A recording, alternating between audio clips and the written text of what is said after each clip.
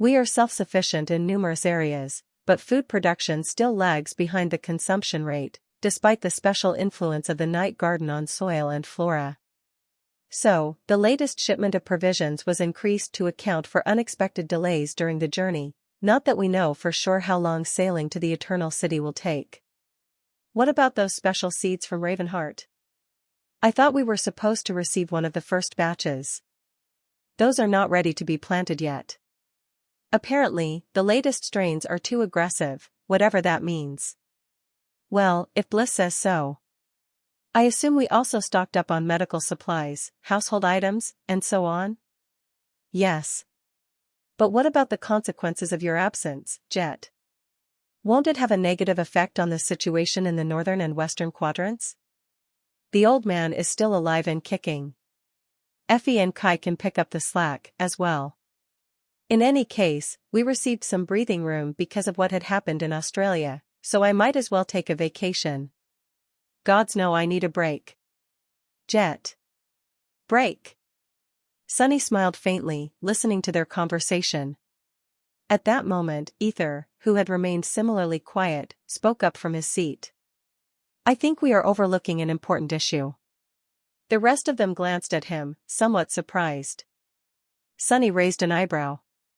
What issue is that? Ether considered his words for a few seconds, then gestured to the night sky visible through the open window. The stars. The journey to the Eternal City was hazardous because of where it is located, but only those who possessed a map knew where to go. Now, however, the stars charting a path to the Eternal City are visible to anyone who can look up at the sky. And anything. Sunny frowned faintly. Are you suggesting what I think you are suggesting? The youngest of the Saints of Night nodded. Yes, Lord Shadow. We are willing to risk the dangers of the storm sea because of the treasures hidden in the Eternal City, as well as the great secrets that mystical place holds. But will we be the only ones lured by its promise? I don't think so. Sunny blinked a couple of times. So we'll have competition? Ether shrugged. That is what I would assume. After all, why would powerful nightmare creatures not want to get their claws on a city that was once populated by immortals? All the things that we want to find there are the things they would want to consume, desecrate, or make their own. Leaning forward a little, the young saint said in a quiet voice. You showed us a way to the Eternal City when you ignited the stars, Lord Shadow.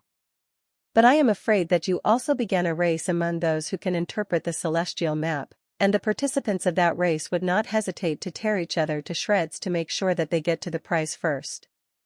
So, this expedition is going to be even more hazardous than it was supposed to be, since we will have to contend against alarming beings making the same journey. This chapter is updated by novel_free.net. Sunny remained silent for a while, then leaned back with a concerned expression. Eventually, he sighed. Ah, but you are forgetting something, Saint Ether Dash. A pale smile split his face apart. I am a terrifying being myself. I just have better manners. Sunny was not boasting, simply stating a fact. If he considered his powers separately from his personality, they painted the picture of quite an eldritch horror. Nephi's was largely the same, if not more frightening. Wait, come to think of it. Sunny's personality was not that great, either. He remained silent for a few seconds, staring into the distance with a strange expression. Anyway. Moving on. In any case, Sunny was not too worried. Which was not to say that he was not taking Ether's theory seriously. Looking around, he lingered a little, then asked in a neutral tone. Does the Night Garden carry some kind of armaments? Like cannons or enchanted siege engines? Jet smiled lazily. The ship itself is a living armament, but no, it does not. In theory, we are its armaments, Neve, Ether, Bloodwave, and I. As well as awakened and ascended warriors stationed aboard. Sunny hummed in contemplation. So, it is more of a carrier than a battleship. It made sense. A saint was far more capable and could deliver far more damage than any siege engine ever could, enchanted or not. So, if there was something that the hull of the living ship could not handle itself, its transcendent passengers were there to solve the problem. With a Supreme aboard, the firepower that the passengers of the Night Garden could unleash would increase tenfold. The problem was that Sunny could not reveal himself openly. He considered his options for a short while, then shook his head. That is good and all, but having a few powerful cannons never hurts. You were in Falcon Scott, weren't you? I hear the railguns on its walls were quite something. Jet's relaxed smile turned a few hues darker. Yes, I was. And yes, mundane armaments were of great help, not that it mattered, in the end. The Saints of Night had guided plenty of naval convoys in the waking world, so they were well acquainted with the benefits of having powerful armaments, as well. Neve gave Sunny a confused look. Where would we find enchanted siege engines, though? Ones worthy of the Night Garden, no less. I don't think those are just laying around, unused. Sunny shrugged with a smile. There's no need to search for them. I'll just forge them. He was currently developing vast defensive spells to reinforce the citadels of humanity, aided by Cassie. Arming the Night Garden was not entirely the same, but it would serve the same purpose. Plus, the idea of making a huge, destructive magical cannon made Sunny excited. His smile widened. Yeah. Let me scrounge something up. Several weeks later, the battered Night Garden flew across the waves as the sea foamed and boiled around it. Space was unpredictable in the storm sea, and time was unpredictable as well. Day was sometimes so short that it could be missed in the blink of an eye, while night often overstated its welcome. Most of the time, however, the vast expanse of undulating water was shrouded in twilight, with pale stars shimmering in the distant sky. At the moment, though, the storm sea was bathed in sunlight, with not a cloud in sight. There was no wind, no storm was coming to unleash its fury on the Night Garden. Despite that, the sea was turbulent and eerie, the water foaming as it seethed and roiled all around the living ship, as far as the eye could see. There were terrifying scars marring the hull of the Night Garden, slow to heal despite the ancient vessel's startling ability to mend itself. The civilians were safely sheltered below the main deck and remained in the sprawling vertical city hidden there while martial law was in effect, so only awakened soldiers and ascended officers were in sight. That had become the norm over the last few weeks, as the Night Garden had engaged in countless battles and clashes with the nightmare creatures rushing to reach the Eternal City. All of Stormsea seemed to have gone mad once the celestial map was revealed, but now that they were getting closer to the goal, only the most dreadful contenders remained in the race. Captain. It's surfacing.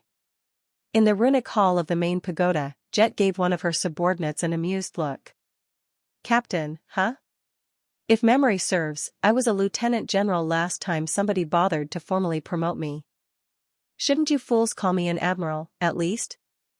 The man blushed, embarrassed by her calm tone. Sorry, ma'am? But that thing, I dash. He did not get to finish the sentence, though, because at that moment, the foaming sea seemed to move. At first, it seemed as if two towering waves SW. L'd on both sides of the ship. Then, however, the water continued to rise, as if the sea was pregnant with two towering mountains. A few heartbeats later, the surface tension broke, and two gargantuan tentacles burst from the depths into the vast expanse of the sky. Discover more novels at novelfire.net. Each was at least half a dozen kilometers long, and that was only what was visible of them above the surface.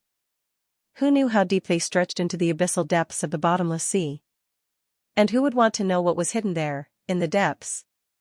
The colossal tentacles rose from the sea like two black cliffs, casting their shadows on the Night Garden. Port and starboard, fire. Jet did not raise her voice, but somehow, it could be clearly heard despite the roaring of water and the howling of the wind. A signal was given, and a few seconds later, the cannons stationed along the sides of the Titanic ship thundered. There were 24 of these cannons in total, 12 per side, and each of them was a colossal beast. The cannons were 12 meters in length and more than 2 meters in diameter, firing iron balls that were almost as tall as a person and weighed so much that only Ascended could load them into the barrels. The cannons were not cast from metal, but rather carved from seemingly indestructible black stone, their surface engraved with intricate carvings. When Jet asked where that material came from, Sunny simply said that he borrowed some obsidian from the Shadow Realm. She was still not sure whether he was joking or not. And when she asked what function the engravings served, he gave her a peculiar look and told her that they were there to make the cannons look pretty. That, he seemed to have been deadly serious about. That man. In any case, the cannons were enchanted with simple, but ingenious magic. They were able to absorb soul essence and then convert it into kinetic energy to propel the cannonballs with devastating force. The projectiles themselves were charged with essence, as well. That way, they were able to wound even nightmare creatures of high ranks. Of course, while only the quantity of essence mattered when charging the cannons, which meant that they could be operated by crews of awakened, it was the quality of essence that mattered when infusing the cannonballs. So, if the Night Garden faced abominations of the corrupted rank or higher, a master had to be in charge of the artillery crew to make the shots count. Or better yet, a saint. Sadly, the transcendent defenders of the Night Garden had better things to do than run around fueling cannons with their essence, and the nightmare creatures they faced on this particular expedition were often of the great rank, instead. However, the Lord of Shadows had thought of a solution for that, as well. To solve the problem, he designed the cannons in a way that allowed them to consume essence not only from awakened, but also from soul shards. And, luckily enough, he seemed to possess literal thousands of transcendent soul shards, at the moment, the spoils from the conquest of the burdened forest, no doubt. These soul shards had been distributed among the government soldiers aboard the Night Garden, resulting in a significant increase in their overall power. These days, there was hardly any awakened or ascended here without a fully saturated core. The remaining shards were assigned to the cannon crews, and were being used to feed powerful essence into the cannonballs. As the cannons thundered, colossal orbs of shining metal streaked through the air and tore into the colossal tentacles. Enormous chunks of flesh and torrents of oily black liquid filled the air, and one of the tentacles folded under its own weight, falling back into the waves. The aim of the starboard cannoneers fell short of the mark, though, and the second tentacle continued to rise above the Night Garden. When its colossal shadow fell upon the living ship, Jet Gla set up with a concerned expression. Brace. As the enormous tentacle fell, wrapping itself around the Night Garden, for more rose from the foaming sea. Chapter 26083 Serpents and a Whale Plus, Turn Off Reset. The Night Garden shook as the colossal tentacle fell from the sky, wrapping itself around it. The invisible shield protecting the deck of the living ship from the fury of storms prevented it from wreaking havoc across the superstructures, and it avoided skewering itself on the tall masts, as well. However, the vessel still ended up captured in a dreadful embrace, the hull groaning as unimaginable pressure descended upon it. The tentacle constricted, trying to crush the Night Garden into splinters and pull it under the waves. Jet did not seem too concerned, however. Looking at the southern horizon, where a strange haze was gathering above the sea, she frowned slightly. Reload the cannons. Divination team, I need a weather forecast as soon as possible. The chain of nightmares had been a disaster to awakened wielding powers of divination, who became far less capable in its wake. However, they still had their uses, and some seemed to have been affected less than others. Nightfall is imminent. Jet's frown deepened a little. How imminent? Her question was met with silence. But even those who were affected less were far from precise. The sea boiled as 4 gargantuan tentacles rose from it, and the hull of the Night Garden groaned as the 5th one constricted around it. Jet pursed her lips. Ah. I think I am starting to hate water, too. At that moment, 2 human figures plummeted from the great height of the living ship's main deck, flying toward the water. The fall would have undoubtedly killed anyone below the transcendent rank on impact, but these 2 simply dove into the waves. A heartbeat later, 2 massive shadows moved under the water, rushing toward the gargantuan tentacles. They were Neve and Bloodwave, the saints of the fallen House of Night, who had assumed their transcendent forms. Jet looked at her shadow. She was sure that a subtle presence was hiding in it before, but now. The shadow felt empty. The Sovereign of Death seemed to have departed to join the battle, as well. There, below the waves, he could unleash his power without being seen, so, Jet shuddered to imagine the horror of what would happen in the depths before too long. She glanced south. There, far away, the mist was gathering. Far below the night garden, in the murky depths, Sunny was hidden in Neve's shadow. The water was boiling around them, and the gargantuan shapes of the black tentacles rose from the vast darkness below like long stalks of some abyssal flower, twisting and swaying as they stretched toward the surface. Bloodwave had assumed the shape of a grotesque killer whale, his giant body moving through the water with chilling ferocity. The enormous blue eyes of the great predator suddenly ignited with an ominous red glow. In the next moment, the sea around them was painted in hues of crimson, and the frightening presence of the oldest surviving saint of night became even more daunting. As much as the shape of Bloodwave was enormous, however, Neve almost dwarfed him. Having turned into a colossal sea serpent, he rushed toward a different tentacle with terrifying speed. It was not just that the serpent was swift, rather, water itself parted to let him pass and flowed in the direction he chose, supporting his feral charge. Due to his transcendent form and the nature of his aspect, Neve reminded Sunny of the Serpent King sometimes. There were a lot of similarities between their transformations, but there were subtle differences as well. Sunny had not noticed it before, but now that he had observed Neve closer, he realized that the gorgeous scales of his transcendent form were actually formed from glacial ice. In fact, he suspected that Neve's entire transcendent form was made not from flesh, but from various shapes of altered and finely controlled water. So, in a sense, the gorgeous sea serpent was not a ferocious beast, instead, it was a hydra. Lick death machine in the form of a mystical aquatic monster. It did not make Neve any less fearsome, though. Just as his maw opened, glistening with a palisade of razor-sharp icy fangs, Sunny judged that they were deep enough for his arrival to remain unnoticed. He allowed himself to slide off Neve's azure scales and then summoned a torrent of shadows from the shadow lantern. In the next moment, a gargantuan serpent forged from onyx and darkness roared under the vast mass of restless water, making the sea ripple and boil. His tenebrous form far surpassed that of both Neve and Bloodwave in size, casting a shadow so deep that it felt darker than the lightless expanse of the abyssal depths. Chapters first released on Novel FireNet. And in that shape stirred. As Sunny tore through the mass of water in the shell of the onyx serpent, Soul Serpent separated from him and rushed the other way, moving with chilling grace in the crimson darkness of the storm sea. Snakes everywhere. Sunny felt a hint of vicious glee as he, Serpent, Neve, and Bloodwave each tore into one of the gargantuan tentacles. The distressing violence of it all was simply beyond comprehension. The water boiled, rivers of oily black blood spilled into its depths, grotesque pieces of shredded flesh slowly sank into the darkness, and annihilating shockwaves rolled through the water, causing towering waves somewhere far above.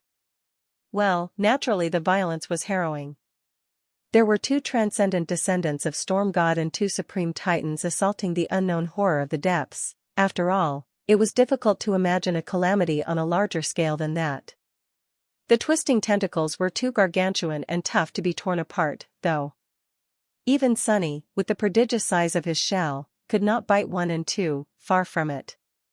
So, instead, he tore into his target, shredding it and ripping huge chunks of flesh out. As black blood clouded the water around him, slowly melting the impregnable barrier of the jade mantle, he felt the tentacle weaken. The goal was to deal enough damage to make it collapse under its own weight. If enough muscle tissue was torn and shredded, the horror of the depths would not be able to control the tentacle anymore, and would therefore be forced to pull it back into the abyssal depths. The problem with that, however, was that it wasn't easy to continuously attack the same spot on the swaying, twisting tentacle, and if they were not careful, they would be caught and crushed by the thing they were meant to hurt. Sunny, Serpent, and the Saints of Night were managing fine, though. After all, it was not the first time the Night Garden was attacked by this particular horror. They had battled it several times before, and each time, they managed to drive it back. The soldiers aboard the living ship had even given the terrifying depth dweller a nickname, calling it Old Tom.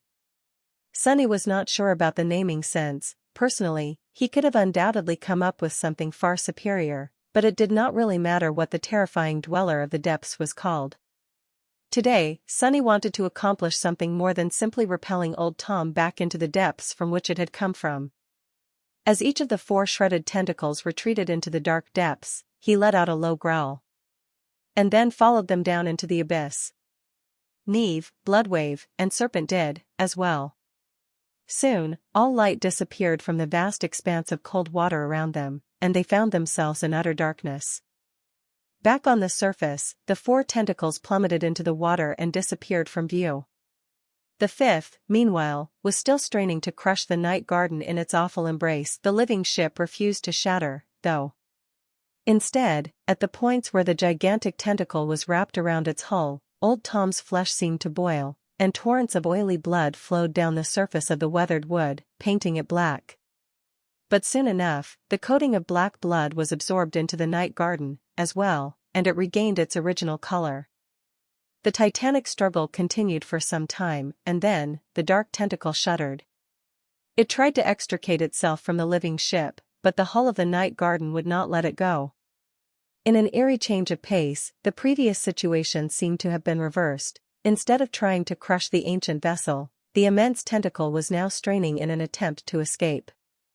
Slowly, the revolting flesh of the mysterious horror ripped, and finally, the tentacle tore itself free of the wooden hull, not without leaving enormous chunks of flesh behind, though. With all its underside skinned and stripped of a layer of flesh, the tentacle whipped into the air, raining black blood upon the sea. Convulsing, it then retreated into the surging waves and disappeared from view. A new scar was added to the hull of the night garden, with pieces of the gigantic tentacle slowly sinking into the surface of the living wood. The ancient vessel was going to consume Old Tom's flesh like it had that of countless nightmare creatures before, and use these nutrients to mend whatever damage the horror of the depths dealt it. Granted, the previous scars left on the hull of the night garden by Old Tom were slow to heal, still marring its surface. Another tentacle was already rising from the foaming water, but despite that, Jet let out a relieved sigh. Old Tom was one of the most persistent contenders in the race to the Eternal City. Countless of the abominations they had clashed with during this dangerous voyage had already perished, either slain by humans or torn apart by fellow nightmare creatures, but this harrowing creature continued to follow the night garden like a curse, attacking it from the depths from time to time. Hopefully, the Lord of Shadows and the Saints of Night would destroy it today, or, if not, then at least gather information about what Old Tom actually was. No one had seen the source of the terrifying tentacles, since it was hidden too deep. The horror of the depths was not what Jet was worried about, though. The mist is coming. Cursing quietly, she looked south. There, the eerie haze had already turned into a rolling wall of ghostly mist. Cold winds suddenly assaulted the night garden, and the wall of mist moved across the surface of the water, slowly devouring the world. Jet studied it with a tense expression, and so did everyone else in the runic hall. Far below, on the main deck, the soldiers charging the cannon stopped, as well, watching the approaching mist with pale faces. Will it come? As if to answer Jet's question, a massive shadow moved in the mist. A dead silence enveloped the night garden as everyone looked south with wary expressions. Then, the silhouette of an eerie ship slowly revealed itself in the fog. Although not quite as titanic as the night garden, it was still enormous, towering above the sea like a fortress built of rotten wood. Its tattered sails swayed slowly in the ghostly winds, and an eerie glow emanated from its broken, deserted deck. The ship looked almost translucent, as if it was there and not there at the same time. It moved at the edge of the rolling wall of mist, looking like it was guiding it. Dutchman. It's the Dutchman. Just then, the ghostly shapes of smaller vessels revealed themselves from the veil of fog, being drawn by the same ethereal winds that carried the Dutchman. That was what the soldiers had named the flagship of the ghostly fleet. Jet wasn't sure what an old tale from before the dark times had to do with abominable nightmare creatures of the storm sea, but the nickname stuck. Diviners. Nightfall within half an hour, Jet closed her eyes for a moment. This content belongs to novelfire.net. Half an hour, huh? Half an hour was a long, long time. Move the starboard cannons to port. Pull the awakened soldiers below deck, send all ascended officers to the battlements. Summon every echo we have. Ether, the bridge is yours. You know what to do. Ether gave her a guardedly worried look, then bowed slightly. Yes, Lady Jet. Jet blinked a few times. Right. I'm a lady now. Smiling crookedly, she raised her arms above her head and stretched like a cat, then let out a long sigh and summoned the mist blade. Commanding it into the shape of a war scythe, Jet then took a step forward and turned into a torrent of mist herself. Descending from the height of the mainmast pagoda, she rushed across the great span of the night garden's main deck and reached its edge. There, the awakened soldiers were already retreating hastily, while the ascended cursed as they pushed the heavy cannons into place. Flowing upward, Jet returned to her corporeal form on top of one of the great cannons, standing at the very edge of its long obsidian barrel. The water foamed and surged far below her. Placing the scythe on her shoulder, Jet looked south, at the eerie shape of the Dutchman. A few moments later, she felt a chill run down her spine. She knew that someone, or something, was looking back at her. She raised a hand with a faint smile and beckoned the captain of the Dutchman with her finger, inviting him to come. In the next moment, the sails of the ghostly flotilla swelled, and dozens of rotting ships tore free of the wall of mist, flying across the waves toward the night garden. Come, you bastards. I was hungry, anyway. Jet could have sensed the advance of the ghostly armada even with her eyes closed. That was because the moment the captain of the Dutchman commanded his spectral fleet to sail forth, the winds vanished, plunging the world into a dead calm all around the night garden. The water was restless because of the harrowing battle happening in the depths, but further away, it turned still and glass-like, reflecting the boundless sky like a vast mirror. There was no wind, and yet, the wall of mist continued to roll forward from the south, slowly devouring the world. The sails of the ghostly ships were swelling, and the ethereal vessels flew forward across the still surface of the motionless sea. The tentacles of the old Tom rose from the water on one side of the night garden, while from the other, the Wraith Armada swiftly shortened the distance, ghostly fires igniting on the dimly glowing decks. Jet grimaced. They just had to attack at the same time, damn it. But then again, maybe they did. The race to the Eternal City was coming to an end, after all. They were no more than a day or two away from reaching the finish line. Countless contenders had perished along the way, and only the strongest ones remained. Old Tom, the Dutchman, and the Night Garden were among those. Today was their last chance to dispose of the competition, so it was no wonder that the horror of the depths and the nebulous wraith commanding the Dutchman chose to attack. Honestly, if Jet had a reliable way of tracking either of these foes, she would have been tempted to hunt them down herself. She and the Lord of Shadows had already eradicated more than a few rival contenders that way, leaving the waters of the storm sea red with blood. Fire! Ether's command was relayed to the cannon crews, and the Ascended activated the enchantments of the great siege weapons. Jet took a step back and braced herself as the obsidian barrel beneath her shuddered and roared, sending an enormous ball of lumino. Iron flying forward with harrowing speed. The force unleashed by the sorcery of the Lord of Shadows was so terrible that the enormous cannon, weighing hundreds of tons, rolled a few meters back. It would have rolled further, too, if not for black chains that kept it in place. Jet easily maintained her balance on top of it, watching the radiant cannonball streak across the sky. The thunderous roar of 24 of these cannons firing in quick succession was both deafening and violent, but she endured the palpable sonic shock of it as well. It was like music to her ears. A powerful gale of wind sent her raven-black hair dancing, and her icy eyes glowed with chilling blue light through the chaos of the devastating salvo. A few moments later, the cannonballs struck the ethereal ships. Some missed their marks, plunging into the sea and sending towering plumes of foaming water into the air, but the rest had been aimed true. A dark smile illuminated Jet's pale face. At least a dozen of the ghostly vessels were severely damaged, a few of them even dissolving into halos of ghastly, ephemeral light, as if dispelled by the violent force of the sorceress bombardment. Original content can be found at novelfire.net. Sadly, the Wraith Armada was an insidious enemy. Both the ships and the bloodthirsty ghosts populating them were spectral in nature, so only those attacks that targeted the intangible could harm them. The annihilating physical force carried by the radiant cannonballs was wasted on the ghastly fleet of restless souls. However, the soul essence that the cannonballs had been charged with could still wreak havoc among the spectral ships, even if the damage was not as destructive as it could have been. Several ships were dispelled, and several more slowed down, damaged by the bombardment. Reload the cannons. Jet evaluated the speed of the Wraith Armada and the remaining distance between the fastest ship and the Night Garden.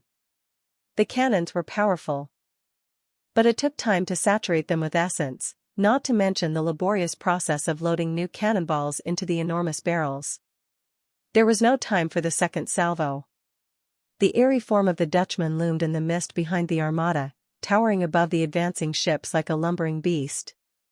Drawing closer. Jet did not even know if the vessels the bombardment dispelled were truly gone, or simply returned to their source and would be summoned again later. The Night Garden had seen the Wraith Armada from a distance a few times and clashed with it once, but back then, the Dutchman had not seemed inclined to commit its forces to a full-scale battle.